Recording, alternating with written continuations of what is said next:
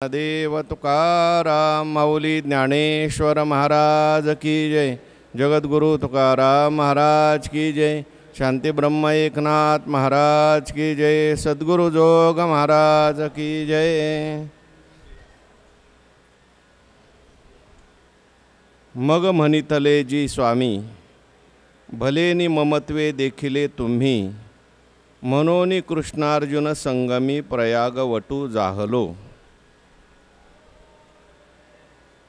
भगवंताच्या कृपेने सर्व संतांच्या आशीर्वादाने पुण्यसलीला इंद्रायणी मातेच्या पावन तीरावर संजीवन समाधिस्थ ज्ञानोबारायांच्या या पवित्र अशा अलंकापूर नगरीमध्ये ज्ञानराज माऊलींच्या या पवित्र अशा प्रांगणामध्ये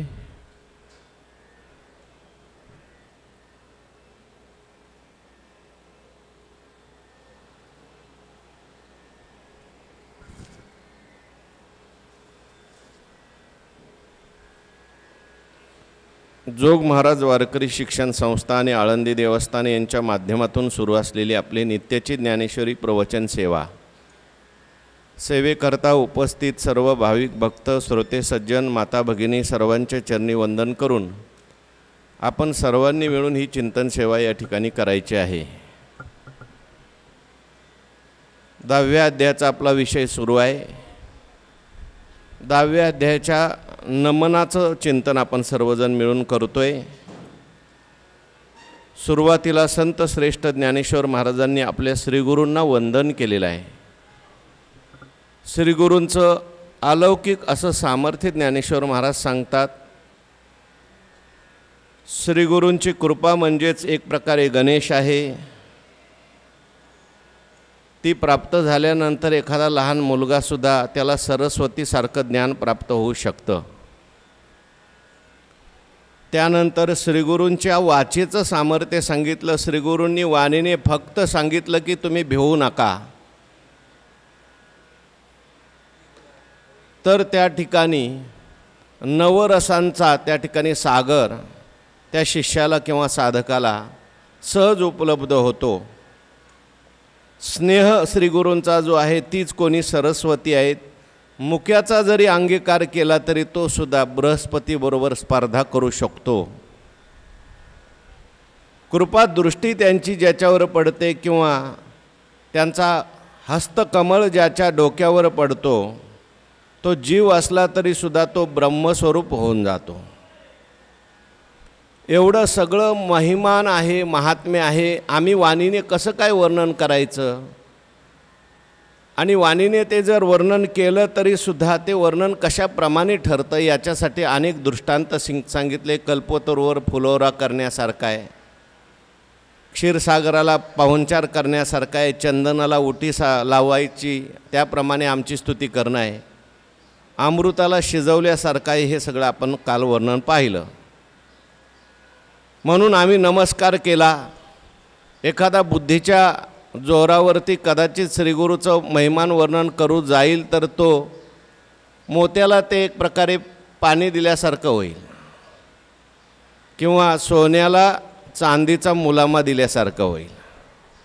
म्हणून खरं तर तुम्हाला स्तुती करणं योग्य नाही, तुम्हाला बोलणं योग्य नाही, तुमचं वर्णन करणं योग्य नाही असं ज्ञानेश्वर महाराज म्हणतात।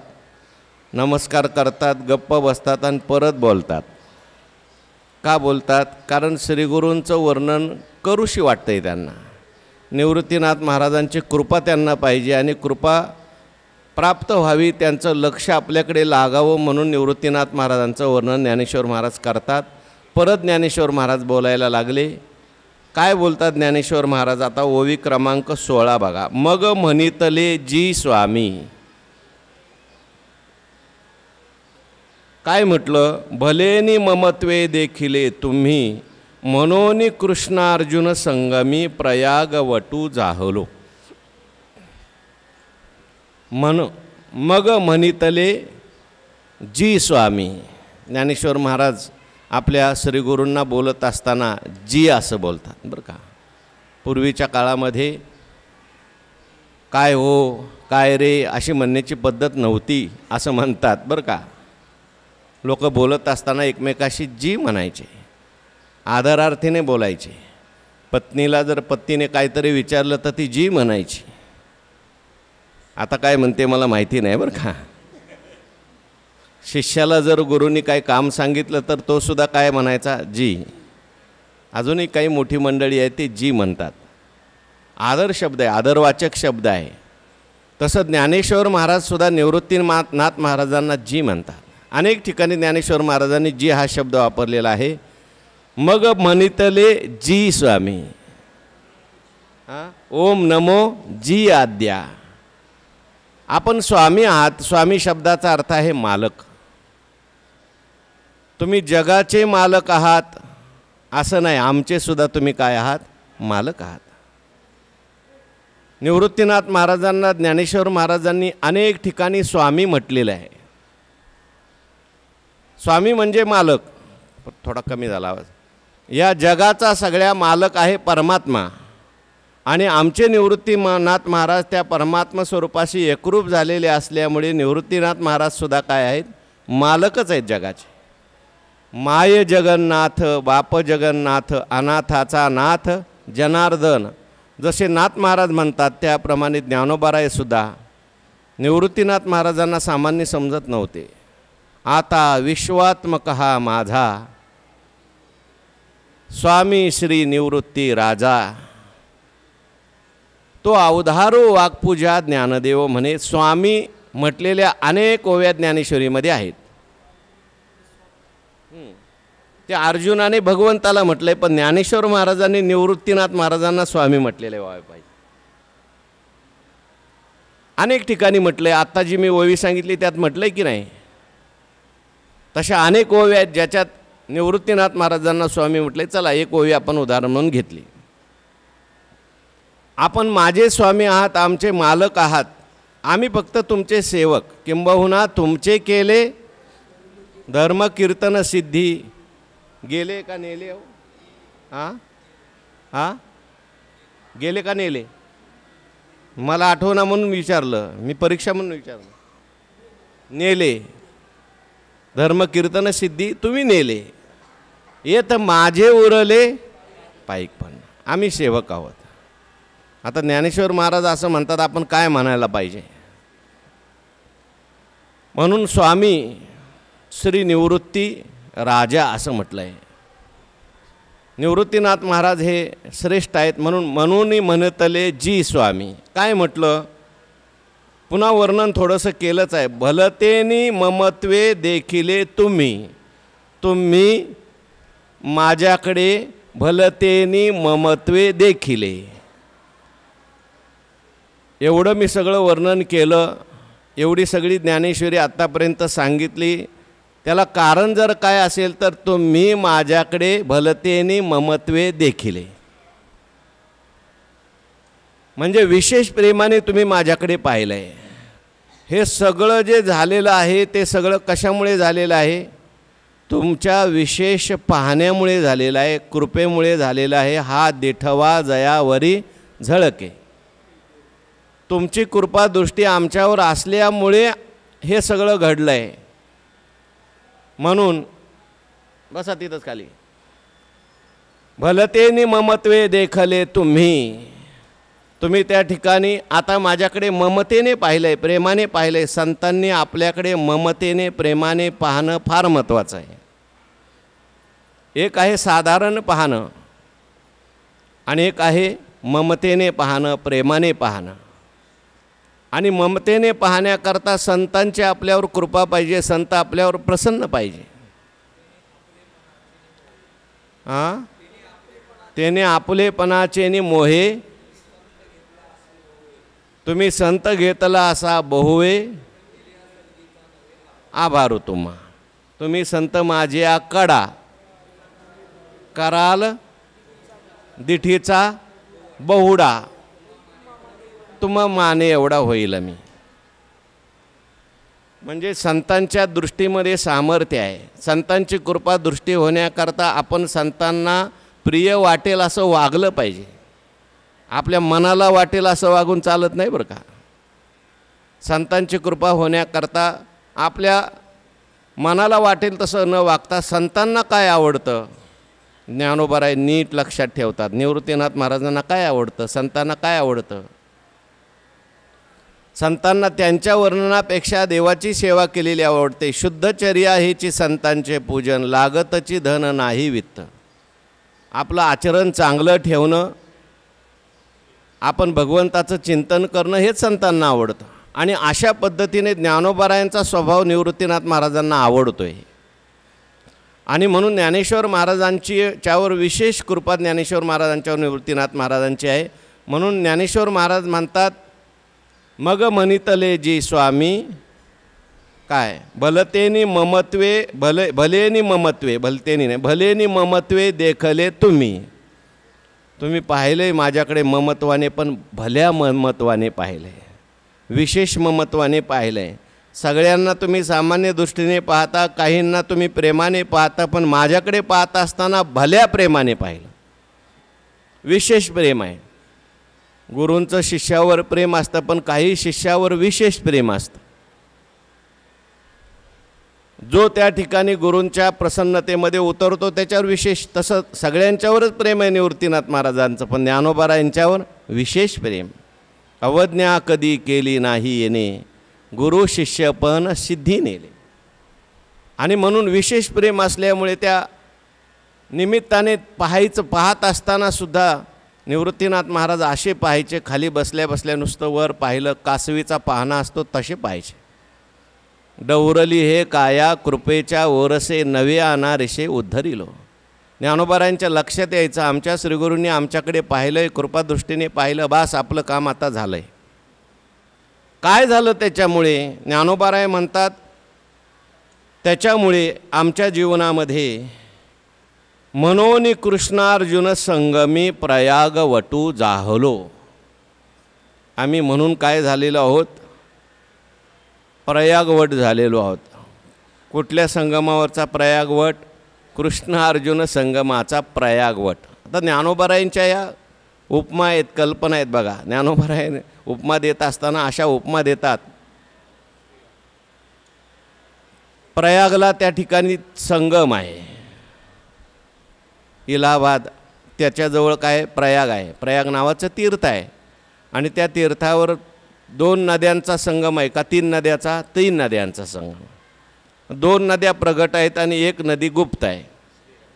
आजही आपण जर गेलो प्रयागला तर एक गंगेचं पाणी येतं एका बाजूने यमुनेचं पाणी येतं. गंगेचं पाणी असं पांढरं असतं, यमुनेचं पाणी थोडंसं काळसर दिसतं आणि मध्ये असे पट्टी दिसते, बरोबर बरं का. आणि तिथं असं सांगितलं जातं की ते सरस्वती काय आहे? गुप्त आहे. त्या प्रयाग तीर्थावरती गंगा यमुना यांचा संगम आहे आणि सरस्वतीसुद्धा गुप्त आहे. आणि तिथे आणखीन एक गोष्ट आहे, ती म्हणजे प्रयाग वटवृक्ष आहे. वटवृक्ष आहे, त्याला अक्षय वट असं सुद्धा म्हणतात. म्हणजे त्या ठिकाणी एक वडाचं झाड आहे. वट म्हणजे काय? वडाचं झाड आहे. आणि ते वडाचं झाड असं आहे, त्याला अक्षय वट असं म्हणतात. भगवान शंकरांनी ते रक्षण केलेलं झाड आहे. ते झाड अक्षय आहे, म्हणजे कधीही नष्ट न होणारं ते झाड आहे. मग लोक काय करतात? त्या गंगा यमुनेमध्ये स्नान करतात आणि स्नान केल्यानंतर कुठं दर्शनाला जातात? वटवृक्षाच्या दर्शनाकरता. आणि त्या वटवृक्षाच्या छायेमध्ये, त्या वटवृक्षाच्या सावलीमध्ये लोक निवांत त्या ठिकाणी बसतात, सुखी होतात. वटवृक्षाच्या दर्शनाने सुद्धा त्यांना आनंद प्राप्त होतो. या ठिकाणी प्रयाग आहे, संगम आहे, हे आपल्याला बाहेरून कळतं, लांबून कळतं. ते बघा, ते वडाचं झाड आहे ना, तिथेच संगम आहे. म्हणजे संगमसुद्धा कळाला कोणामुळे? वडामुळे कळाला. त्यानंतर संगमात स्नान केल्यानंतर सावली कोणाची मिळाली? वडाची मिळाली. आता ह्या उपमा ज्ञानोबारायांनी दिलेल्या आहेत. ज्ञानोबाराय म्हणतात, म्हणून मी वड झालो. पण कोणत्या संगमावरचा वड झालो? कृष्ण आणि अर्जुन यांचा संगम. आणि त्याच्यामध्ये सरस्वती गुप्त आहे. भगवान श्रीकृष्ण आहे गंगा. म्हणजे आपण कल्पना करायची बरं का, असं काय लिहिलं नाही कोणी, पण पटलं तर घ्या, नाही पटलं तर द्या सोडून. भगवान श्रीकृष्ण आहे गंगा, अर्जुन आहे यमुना, आणि गीता आहे सरस्वती, दोघांचा संवाद. असा त्रिवेणी संगम या ठिकाणी चालू आहे, संवादाचा त्रिवेणी संगम चालू आहे. म्हणून ज्ञानोबारायांनी उपमा दिली की कृष्णार्जुन संगमी, त्या कृष्ण आणि अर्जुना यांचा जो संगम आहे,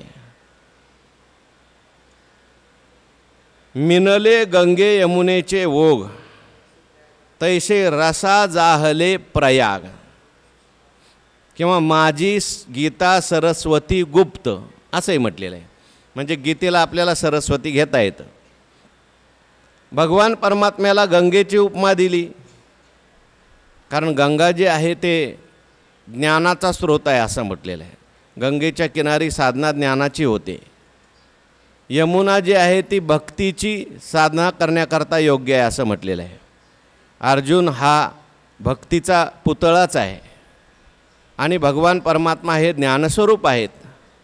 आणि या दोघांचा काय चाललेला आहे, संवाद चाललेला आहे. त्याच्यामध्ये सरस्वती आलेली आहे संवादाकरता, ती म्हणजे गीता आहे.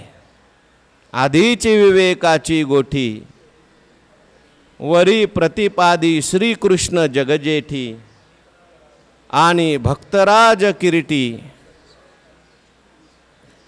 परिसत्व असे, बरं का, पसरतो असे नाही, परिसत्व असे ऐकतोय. आणि अशा पद्धतीने भगवंताचा आणि त्यांचा संवाद झालेला आहे. संवाद वेगळा. संवाद कशाला म्हणतात? हो, एक असतो जल्प, म्हणजे दुसऱ्याचं ऐकून न घेता अट्टाहासाने हट्टाने आपलं मत खरं करणं, याला काय म्हणायचं? जल्प. काय काय दोन माणसं बोलत असतात ना, त्यांच्यात एक असा असतो की तो दुसऱ्याचं ऐकूनच घेत नाही, माझंच खरं आहे म्हणतो, त्याला म्हणायचं जल्प, त्याला संवाद नाही म्हणायचं. दुसरा असतो वितंड, म्हणजे स्वपक्ष स्थापनहीन, म्हणजे आपला पक्ष स्थापन नाही करायचं पण दुसऱ्याचं खंडन करत जायचं, वितंड करायचं. काय काय लोक त्यांना त्यांचं खरं करायचं नसतं, आपलं खोटं ठरवायचं असतं फक्त, याला म्हणायचं वितंड. माझंच खरं आहे असं करणं याला म्हणायचं जल्प. आणि माझं काही असू दे, तुझं खोटं आहे, खंडन करत राहायचं. काय काय लोकांना काही आपण सांगितलं ते आपलं खंडन करतात, त्याला म्हणायचं वितंडा. वितंडा करू नये, जल्पसुद्धा करू नये. मग तिसरा आहे वाद. तत्वनिर्णयाच्या हेतूने निराग्रह होणाऱ्या चर्चेस काय म्हणतात? वाद असं म्हणतात. तत्वनिर्णयाच्या हेतूने, आणि आग्रह नाही दोघांचा. वादे वादे जायते तत्वबोधा असं म्हटलं. मग दोन माणसं बसलेली आहेत आणि त्यांनी काहीतरी आग्रह धरला नाही आणि एखादा निर्णय करायचा आहे, चर्चा चालू आहे शास्त्राची, त्याच्यातून काहीतरी शास्त्राचा निर्णय आहे, बरं का, असा वाद पाहिजे, काहीतरी निर्णय झाला पाहिजे, चांगलं बाहेर पडलं पाहिजे. नाही तर वादे वादे जायते लठ्ठा लठ्ठीन बुक्का बुक्की असं लिहिलं इथं महाराजांनी. वाद असावा, संवाद. आणि ज्ञानोबारा इथे सांगतात संवाद आहे. ह्या दोघांचा काय चालला आहे? संवाद. गुरु शिष्य भगवान श्रीकृष्ण परमात्मा आणि अर्जुन यांच्यात सम्यक वाद आहे, चांगल्या प्रकारचा वाद आहे. त्या वादामुळे आपल्याला सगळ्यांना फायदा होणार आहे. गुरु शिष्यामध्ये यम आणि नचिकेत यांचा संवाद आहे, भगवान श्रीकृष्ण आणि अर्जुन यांचा संवाद आहे. म्हणून अशा प्रकारे हा संवाद, हाच कोणी त्रिवेणीचा संगम आहे. इकडून भगवान परमात्मा ज्ञानाची नदी वाहते, इकडून अर्जुनाची भक्तीची नदी वाहते, त्याच्यामध्ये गीतेची चर्चा सुरू आहे. पण ज्ञानेश्वर महाराज आपल्याकडे मात्र उपमा घेताना म्हणतात, या कृष्णार्जुन संगमी प्रयाग वटू जाहलो म्हणतात. मी तिथला वड आहे म्हणे. म्हणजे काय काय म्हणायचं ज्ञानेश्वर महाराजांना? मी वड झालो, याच्यातून काय म्हणायचं आहे? असाही अर्थ मी सांगितला की वड झालो म्हणजे या ठिकाणी प्रयाग आहे, हा संगम आहे, हा संवाद सांगण्याचं भाग्य मला प्राप्त झालं. आता वटवृक्ष जो आहे तो वटवृक्ष सांगतो, इथे संवाद चालू आहे, इथे संगम आहे, इथे त्रिवेणी संगम आहे, वडामुळे कळतं. तसं हा सगळा संवाद आपल्याला ऐकायला मिळाला, याला कारण जर कोण असेल तर ज्ञानेश्वर महाराज म्हणतात मी आहे. पण मी सुद्धा वड आहे म्हणे, मी सुद्धा रक्षण, जसा तो वड भगवान शंकराने रक्षण केलेला आहे तसं माझं रक्षण करणारे आमचे भगवान शंकर निवृत्तीनाथ महाराज आहे. त्यांच्यामुळे मी प्रयाग वटू झालेलो आहे. म्हणून कृष्णार्जुन संगमी प्रयाग वटू झालो, किंवा तो प्रयाग ठिकाणी असलेला जो वटवृक्ष आहे जसा शांत सावली सगळ्यांना देतो, तसा आमच्या श्रीगुरूंनी माझ्याकडून ज्ञानेश्वरी रूपी शांत सावली त्या ठिकाणी तयार करून घेतलेली आहे. म्हणून मी काय झालेलो आहे, प्रयाग वटू जाहलो असं ज्ञानोबाराय या ठिकाणी बोलतात. कारण आमचे श्रीगुरू जे आहेत त्यांच्याकडे फार मोठं सामर्थ्य आहे. अनेक ठिकाणी ज्ञानेश्वर महाराजांनी हे सगळं कर्तृत्व आहे श्रीगुरूंच्याकडे दिलेलं आहे. ज्ञानोबाराय म्हणतात, तैसा मी अनुग्रहितो साधूंचा निरूपितो, किंवा तेनेची बोले मी सधरू. काय ओवी? तेनेची बोले मी सधरू, तव तेथ असे एक आधारू. तेनेची बोले मी सधरू, जे सानुकूळ श्रीगुरु ज्ञानदेव म्हणे. तेनेची बोली मी एरवी तरी मी मूर्खू, परी झाला असे अविवेकू, परी संत कृपा दीपकू सोज्वळू असे. हां, सानुकूळ श्रीगुरु ज्ञानदेव म्हणे. आताच झाली होय. म्हणून त्या ठिकाणी ज्ञानेश्वर महाराज हे सगळं कर्तृत्व गुरूंच्याकडे देतात. आणि गुरूंचं सामर्थ्य सांगताना ज्ञानोबाराय म्हणतात, आमचे निवृत्तीनाथ महाराज माझ्याकडून हे सगळं कार्य करून घेत आहेत, त्याला कारण काय आहे? त्यांचं सामर्थ्य आहे. श्रीगुरू सारिका असता किती सामर्थ्य आहे त्यांच्याकडे. जसं देवाकडे सामर्थ्य आहे तसं श्रीगुरूंचं सामर्थ्य आहे. म्हणून ज्ञानोबाराय श्रीगुरूंच्या सामर्थ्याकरता देवाच्याच सामर्थ्याचा उदाहरणं देतात, दृष्टांत देतात. पुढच्या ओव्यामध्ये बघा, वाचा पुढची ओवी. काय ओवी आहे पुढची? मागा दूध दे म्हणतली यासाठी, आघविया क्षीराब्दीची करुणी वाटी, उपमन्यू पुढे दुर्जटी ठेविली जैशी. मागे म्हणजे पुराणामध्ये कथा आलेली. काय? दूध दे म्हणतली यासाठी, मला दूध पाहिजे असं एका लहान मुलाने भगवंताला म्हटलं. भगवान शंकरांच्या त्या भक्ताचं वर्णन या ठिकाणी केले ज्ञानोबारायांनी. वशिष्ठ कुळातील व्याघ्रपाद नावाच्या ऋषीचा मुलगा होता, त्याचं नाव आहे उपमन्यू. घरी गरिबी होती, दारिद्र्य होतं, आणि त्याच्यामुळे दूध घरी नसायचं. मग आई त्याला काय करायची? तो म्हणायचा, आई मला दूध दे. ते आई त्याला पिठामध्ये पाणी कालवायची आणि दूध द्यायला, त्याला दूध प्यायला द्यायची. एक दिवशी तो एका मित्राच्या घरी गेला. मित्राच्या घरी गेल्यावर त्याला खरं दूध प्यायला मिळालं.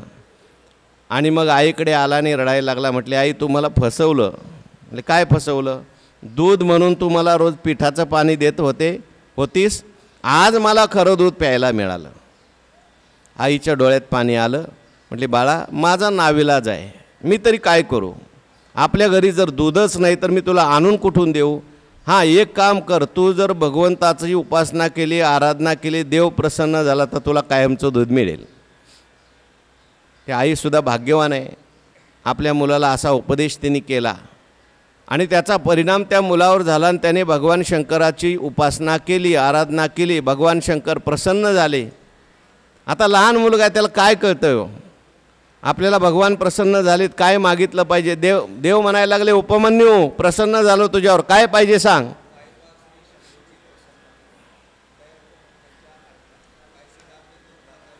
हां, तो म्हणायला लागला, देवा आमच्या घरी खूप गरीब आहे, आई त्या पिठाचं पाणी दूध म्हणून देत होते, मला थोडं वाटीभर दूध दे बाबा. भगवान म्हणले, अरे मागतोय कोणाकडे तू? भगवान शंकर आहे मी. म्हणून भगवान शंकरांनी कोणती वाटी दिली त्याला? हे बघ उपमन्या, हा क्षीराचा समुद्र, हा दुधाचा समुद्र आहे तुझ्यासाठीच पूर्ण. काय दूध प्यायचं आहे ते पे, काय तुला दुधात पोहायचं आहे ते पोह. कारण देव आहे, अपरिमित देणारा आहे. थोडं मागितले तर जास्त देणारा देव आहे. बाप देव उदार अपरिमितू. हां, सर्वस्व आपले. काय शब्द? काय? याचक स्वेच्छा सदोदितो. असे सहस्रवरी दे तू सर्वस्व आपुले. थोडं मागितलं होतं त्या सुदामेने. मुष्टी पोहे घेऊन या गाव सोनियाचा दिला. देवाचं देणं असं आहे, आपल्याला सुद्धा देवाने भरपूर दिलेलं आहे. ते डोंगरेजी महाराज म्हणायचे, भगवान ने जीव को इतना दिया है जीव उसके लायक नहीं है. पण दिलंय. थोडं मागितलं तर भरपूर देणारा भगवान परमात्मा आहे. तो उदार आहे. आपल्याला तिकडे जायचं नाही. तुझे औदार्य जाणं स्वतंत्र. देताना म्हणे पात्रा पात्र. पुढे त्या ठिकाणी ज्ञानेश्वर महाराजांना हा सुद्धा दृष्टांत त्याची गोष्ट कमी वाटली म्हणून आता ओवी सांगितली. क्षीराचा सागरू उपमन्या अढळ पदी बाळ बैसविला धुरू क्षीराचा सागर उपमन्या किंवा पाहेपा श्री शंभूची प्रसन्नता तया उपमन्यूची आरता काय शिराब्दी दूध भाता देजेची ना अशी ओवी आहे. आणि पुढे ज्ञानोबाराय आणखीन एक उदाहरण देतात. ते म्हणजे नेहमीचं उदाहरण आहे. ना तरी वैकुंठ पीठ नायके रुसला ध्रुव कवतिके बुझाविला देवनी भातुके द्रौपदाचे. जसं उपमन्याने मागितली होती वाटी दुधाची, पण उपमन्याला देवाने काय दिलं? क्षीराचा सागर. तसं आमची इच्छासुद्धा फार थोडी होती, परंतु निवृत्तीनाथ महाराजांनी आमच्या जीवनामध्ये सगळं भरभरून दिलं हे सांगायचं आहे. उदाहरण आणखीन एक दिलं. ना तरी वैकुंठ पीठ नायके.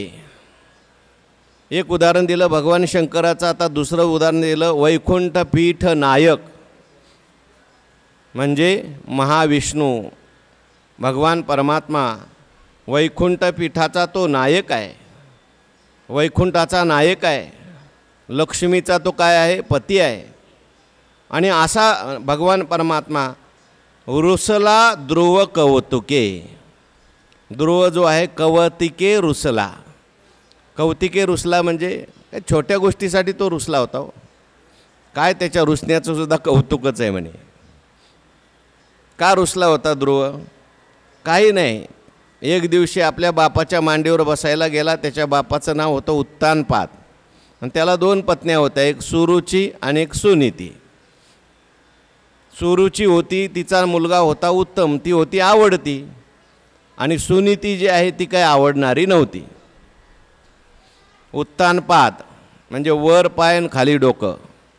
बहुतेक तुम्ही आम्ही सगळे जीव उत्तानपादच आहोत. आपल्यालाही 2 आवडणार, एक आवडणारी आणि एक न आवडणारी आहे वृत्ती. बहुतेक माणसाला काय आवडते? सुरुची आवडते का सुनीती आवडते? सुरुचीच आवडते. इंद्रियांना रुचेल असं वागणं म्हणजे सुरुची आवड नाही. सुनीतीच्या मुलाचं नाव आहे ध्रुव आणि सुरुचीच्या मुलाचं नाव होतं उत्तम. आता ध्रुव बापाच्या मांडीवर बसायला गेला. त्याला वाटलं एका मांडीवर दुसरा भाऊ बसलाय, मी दुसऱ्या मांडीवर बसतो. ते बसायला गेल्याबरोबर त्या सुरुचीने त्याला आवाज दिला. म्हटले ध्रुवा खाली उतर. या मांडीवर बसायचा तुझा अधिकार नाही. या मांडीवर बसायचा असेल तर देवाची आराधना कर, देवाला प्रसन्न करून घे आणि देवाला सांग मला या बाईच्या पोटी जन्म दे आणि मग इथं आल्यावर इथं मांडीवर बस. आता देव प्रसन्न झाल्यावर तुझ्या पोटाला यायची काय गरज आहे? पण तिला देवापेक्षाही श्रेष्ठ समजते स्वतःला. अज्ञानी मनुष्य देवापेक्षाही स्वतःला काय समजतो? श्रेष्ठ समजतो. खाली उतरला ध्रुव. रडत रडत आईजवळ आला. सुनीती नावाची त्याची आई होती. तिने समजावून सांगितलं. नाही नाही म्हटलं आई. आईने समजावून सांगितलं बाबा हे बघ, आपल्या जीवनात जे काय सुखदुःखाचे भोग येतात ते आपलं प्रारब्ध असतं. मी नावडती आहे त्याला आपण तरी काय करणार? आणि खरंच तुला सांगू का, तुझ्या आईने सांगितलेलं काही वाईट सांगितलं नाही. देवाची उपासना माणसाने केली पाहिजे. काय ही मरकी मांडी घेऊन बसला ध्रुवा? खरं देव तुला त्या ठिकाणी आढळपत देईल. त्याचा परिणाम झाला मुलावर बरं का. तो म्हटलं आई तू जर असं म्हणत असशील ना तर मग मी वनात जाईल आणि देवाची आराधना करील. तो वना आला याची लागी बैसावया पित्याच्या उत्संगी चंद्र सूर्यादिका परिजगी श्लाघ्यू केला. गेला वनामध्ये. नारद महर्षींनी परीक्षा घेतली. आपण भागवतात ती कथा विस्ताराने सांगतो. 5च महिन्यामध्ये ध्रुवाने भगवंताची प्राप्ती करून घेतली.